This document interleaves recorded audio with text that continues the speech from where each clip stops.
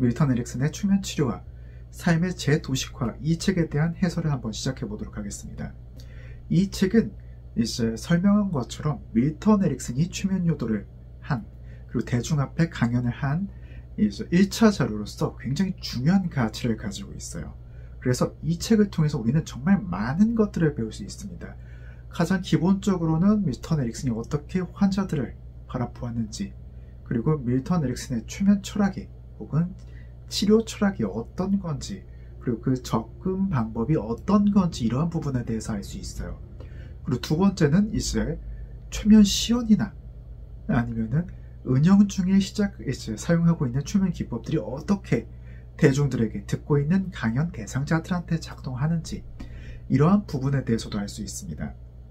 그런데 이 부분이 이제 에릭슨 최면, 그러니까 앞에 어네스트 로시가 같이 적은 책에 대한 책을 읽고 연습해본 사람들의 그 스키마가 없다면 이해하기 힘들 수가 있어요. 그렇기 때문에 이 부분에 대해서 하나하나 같이 다 이제 알아보도록 하는 시간을 갖도록 하겠습니다. 이제 우리가 맨 처음 알아야 할 부분은 이제 에릭슨이 어떠한 모델이나 기법에 얽매이지 않고 사람들한테 최면을 했다, 이렇게 알려져 있긴 하지만 에릭슨의 최면이 가지고 있는 보편적인 구조가 있다는 사실이에요. 정확히 얘기하자면 어떤 거냐면, 에릭슨이 1대1로 최면할 때가 아니라 1대 다수의 사람들한테 강연을 하거나 세미나를 하거나 가르침을 주고자 할 때 사용하는 이야기의 보편적인 구조가 있어요. 그래서 이 구조를 사용해서 에릭슨은 직접적인 최면 유도 없이 이야기를 듣는 사람들을 이제 트랜스에 빠뜨리고 체험하고 깨달음을 유도하는 그러한 과정들을 거쳤던 거죠. 그래서 에릭슨의 강의를 듣다 보면 사람들이 자기도 모르게 스르르 이야기에 빠지고 트랜스에 빠져서 체험을 하고 스스로 눈을 뜨고 이렇게 했다라는 사례들이 혹은 증언들이 굉장히 많아요. 이건 에릭슨의 최면이 가지고 있는 최면적 구조 때문에 그러죠. 최면적 구조 때문에 그렇게 되는 겁니다. 자, 그래서 강연을 할 때, 세미나를 할 때 에릭슨이 가지고 있는 최면의 보편적인 구조는 다음과 같습니다. 먼저 아이디어 혹은 암시를 씨를 뿌립니다. 그리고 그 다음 이제 먼저 씨를 뿌린 내용과 이제 테마가 맞는 사례가 등장합니다. 이야기, 스토리텔링이 등장합니다. 그리고 이 이야기, 스토리텔링을 통해서 암시의 내용을 강화시킨 다음 이제 마지막으로 다시 한번 앞에서 이야기했던 이제 같은 내용을 담은 암시가 반복이 되는 거죠. 예를 들어 이제 서두에 이렇게 시작하는 거예요. 트루이즘을 사용해서, 자, 여러분, 우리 모두는 최면에 대해서, 최면이란 무엇인지 알기 위해 이 강의에 참석했습니다. 그렇기 때문에 여러분들은 무의식이 어떻게 작동하고 어떻게 우리 마음과 신체에 영향을 주는지 관심이 굉장히 많을 겁니다. 그래서 오늘 이 강의를 통해서 여러분들이 무의식이 어떻게 작동하는지, 그리고 어떻게 우리의 마음에 영향을 주는지 알게 된다면 여러분의 많은 것들이 바뀌게 될 것입니다. 자, 그래서 트루이즘, 암시, 이렇게 던졌어요. 그리고 이걸 강화하기 위해서 에릭슨의 개인적인 사례가 나오기 시작하는 거죠. 예전에 이제 의대생 두 그룹의 의대생에게 실험을 한 바가 있습니다. 한 그룹은 그대로 모든 자료를 제공하고 시험 공부를 하겠습니다. 다른 한 그룹은 트랜스 상태에 들어가서 책을 보게 했죠. 그리고 이 사실을 망각하게 했어요. 그리고 2주 뒤에 시험을 보게 됐을 때 이제 의대생들한테 말했습니다. 여러분들은 이러한 과정에 대해서 시험을 볼 것입니다. 그래서 제가 트랜스에 들어갔던 그룹들은 공부를 한 기억이 없기 때문에 항의를 했죠. 선생님, 저희는 그런 걸 공부해 본 적이 없습니다. 그렇지만 이제 저는 이렇게 말했습니다. 여러분들의 무의식적인 마음을 신뢰하고 한번 시험을 보세요. 그리고 놀랍게도 이제 트랜스에 빠져서 공부했던 내용을 망각했던 그룹이 더 좋은 성적을 냈죠. 자, 그러면은 앞에서 이야기했던 암시와 같이 호응이 이루어지게 돼요. 그래서 암시를 강화하는 역할을 하게 되죠. 그리고 이제 여기서 끝나는 게 아니라 이제 후속에 다시 암시가 들어가게 됩니다. 그래서 우리가 무의식적인 마음이 어떻게 작동하는지 이해할 수 있게 된다면 여러분들은 더 많은 것들을 이제 배울 수 있습니다. 그래서 암시를 한 번 더 강화하는 거죠. 그래서 이제 암시, 스토리텔링, 암시, 그리고 다시 암시, 스토리텔링, 암시, 그리고 다시 암시, 스토리텔링, 암시. 이게 커다랗게 하나의 이제 타래를 연결해서 만들어가는 거예요. 그렇기 때문에 에릭슨의 강의를 듣고 있던 사람들은 이제 어떤 이야기에 대한 설명, 사례에 대한 설명이라고 생각하고 강의를 듣다가 자기도 모르게 쓱 하고 트랜스에 빠지게 되는 겁니다. 자, 이제 무의식의 본질, 맨 처음 그 짧은 파트만 한번 다뤄보도록 하겠습니다. 이게 굉장히 재미있는 부분인데 이 할아버지 시작부터 밑장을 빼네? 이렇게 생각할 수가 있어요. 모르는 사람이 보면은 그냥 이제 무의식에 대한 정보를 의사들한테 이야기하는 것처럼 보이는데, 사실 여기서부터 아까 이야기한 것처럼 암시, 스토리텔링, 암시, 이 구조가 시작이 되고 있어요. 그래서 자, 에릭슨은 무의식적인 마음이 있어요. 의식적인 마음보다 더 많은 것들을 처리할 수 있다고 보았고, 이제 트랜스 상태란 이제 그 수많은 우리가 인지하지 못하고 있는 일상적인 수준을 벗어난 다중적인 인식의 상태라고 보았어요. 그렇기 때문에 트랜스에 들어갔을 때 보다 더 많은 정보들을 처리할 수 있고 더 한계 없이 학습을 할 수 있다고 믿었죠.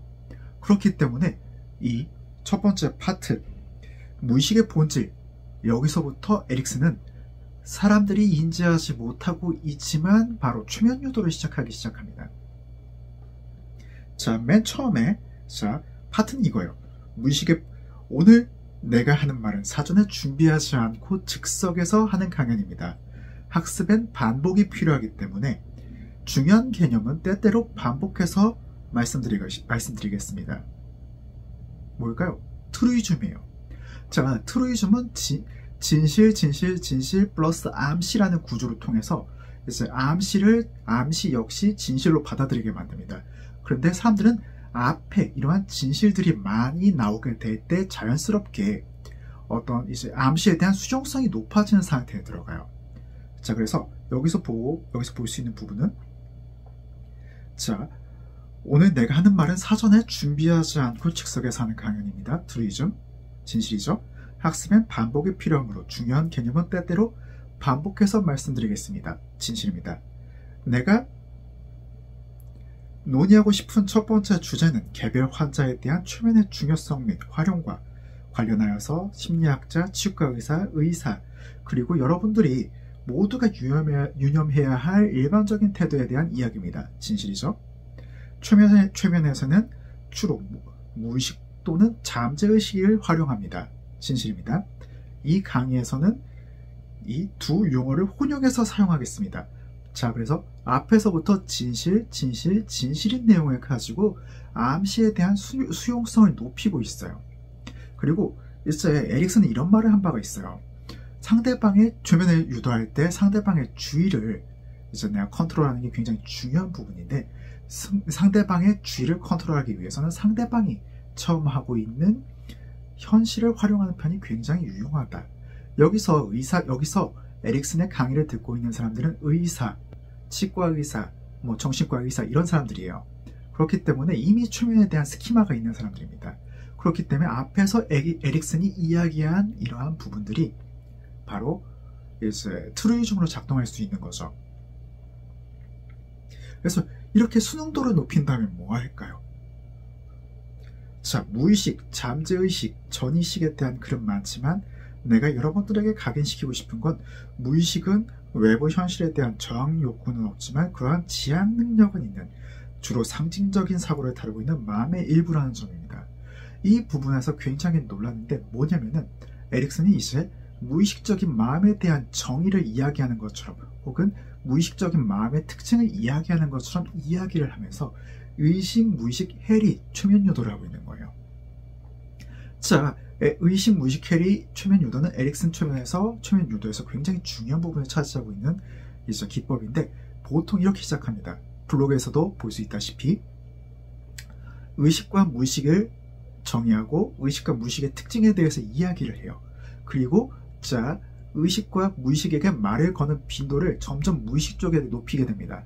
그러면은 자연스럽게 이제 무의식 쪽에게 주로 암시를 던지기 때문에 상대방은 무의식적인 마음이 활성화가 돼서 의식적인 마음과 해리가 일어나게 돼요. 그래서 자연스럽게 무의식적인 마음이 활성화된 상태에서 상대방은 최면 상태에 들어가게 되는 거죠. 그런데 에릭슨은 자, 그래서 이제 보편적으로 이제 이러한 특징을 가지고 있습니다. 무의식적인 마음이 이런 특징을 가지고 있습니다. 라는 정의를 통해서 트루이즘처럼 진실을 이야기하는 것처럼 보이지만 자연스럽게 시작부터 상대방에게 듣고 있는 대중들에게 의식, 무의식 캐리를 유도해서 무의식적인 마음을 활성화하는 작업에 들어가게 됩니다. 그래서 반응성이 빠른 사람들은 벌써 여기서부터 이제 그 트랜스 반응이, 최면 반응이 나오기 시작해요.